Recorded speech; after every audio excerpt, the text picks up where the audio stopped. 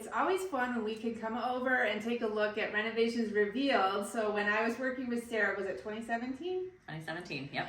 That we found this ugly foreclosure in a great neighborhood and great location, and she's come a long way since then. So thanks for inviting us over to your new place. Happy to be able to show you something new now. Yes, a dramatic renovation here. So Sarah, what inspired you to completely change the layout in this renovation? Well, when we bought the house, we knew that we were going to have to do some major work on the inside. We did all the mechanicals first, but really it was small for us. We have a family of 4, and the living space was originally just a really kind of tiny L-shaped dining room, living room combo. I have 2 teenagers who've completely taken over the downstairs living area, so that was not usable for grown-ups anymore. Who love to cook? And yes, and we love to cook, and so we could not function. The old kitchen had, cabinets where you had to turn the plates on the diagonal to get them in the cabinet, and the appliances were old and just in a really bad location, so it just needed to happen, and finally hit the point where we could do it. Now, your friend was an architect, so what was that planning process like working with her? Probably better for me than it was for her.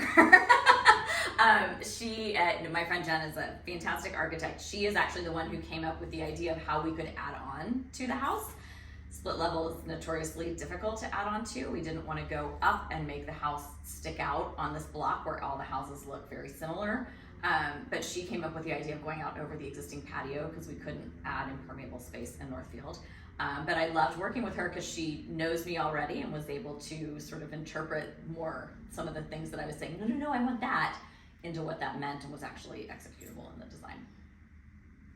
So when we started thinking about the renovation, we sort of blew out this area completely. This was a living room, dining room combination that wrapped around. So we took out a wall.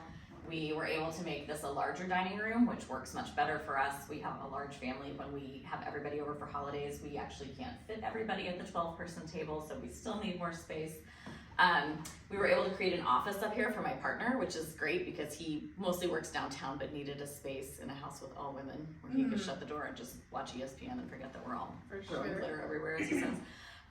But we took out this wall to make the kitchen more open, and it was nice to end up having the breakfast bar area here, which wasn't something I intended to put in, but it was there. Okay. And it works really well because we use it a lot.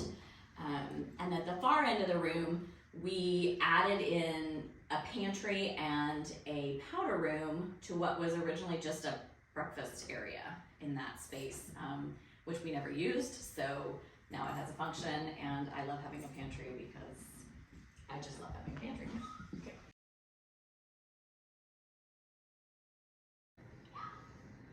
I absolutely love this room, the tall ceilings, it's bright and sunny, you get so much more light. So Tom works in the building industry. What was that process like for him?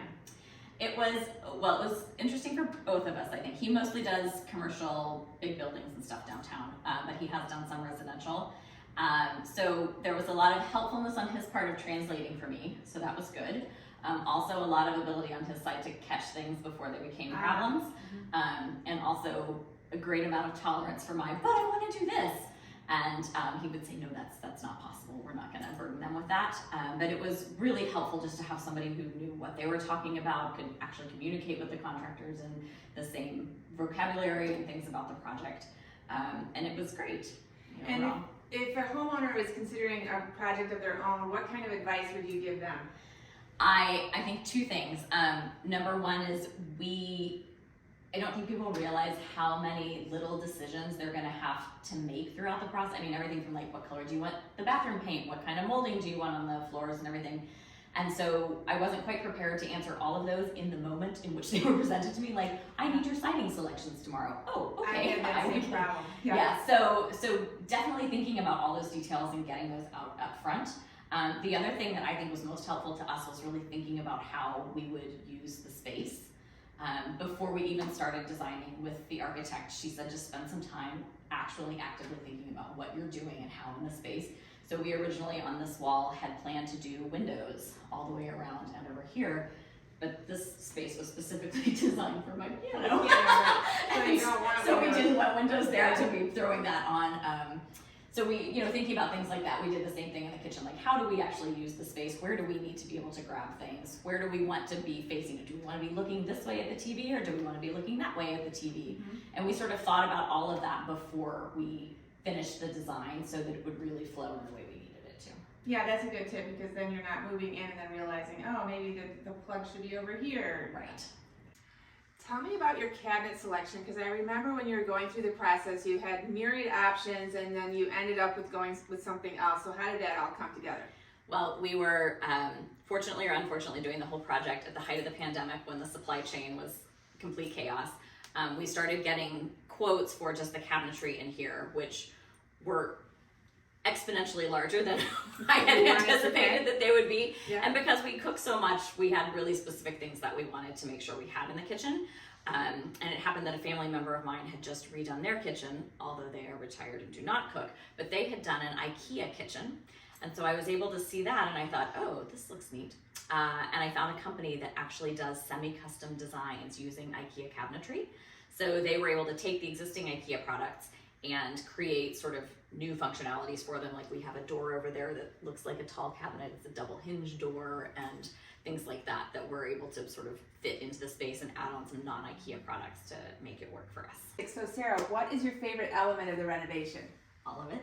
I can't pick one. I always say it changes every time I do something, and that's my favorite. But some of my actual favorites are just having the big island. I love that. I love the drawers. Everything on the bottom is a drawer. So this is quartz. That's great. Yes, this is quartz. My ovens, which open to the side because I'm wearing heels now, which means I'm finally 5'4", but I'm really short. And for double ovens, like, reaching over those oven drawers is ridiculous. Especially and I saw with hot these. and heavy things. Yes. Yeah. Thanksgiving turkey was way easier this Oh, year. I bet. I loved it. Smart. So did that, and then we just I liked hiding the microwave down in the island. I don't like that sitting out. We didn't want a bunch of stuff out. This is our other favorite little thing. In a house of 4 people, we have one person who drinks coffee, but we have 2 coffee makers. But this was one of those custom things that I said to the designer people, okay, figure out how to make this work with an IKEA kitchen. And so they put an outlet in the back and the drawer.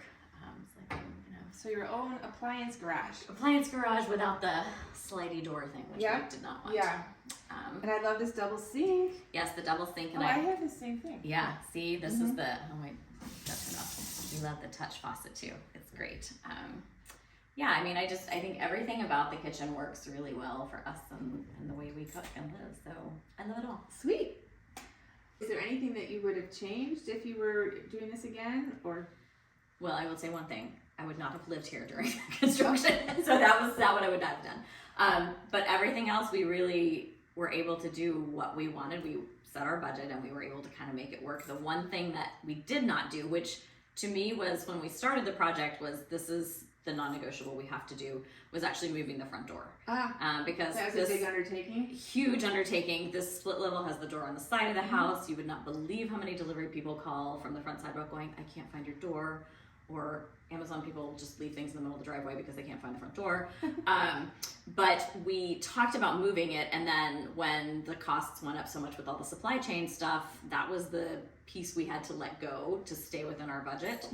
But then what it did was it allowed us to end up having the larger dining space anyway, which we liked. So in the end, I think we probably wouldn't redo that if we had the opportunity. So lemonade. Yeah. Yes. It's absolutely beautiful. Thank you Thank for you. sharing it. Thank you. I'm so glad that you got to see it finally, having been here on the first look at this place years ago.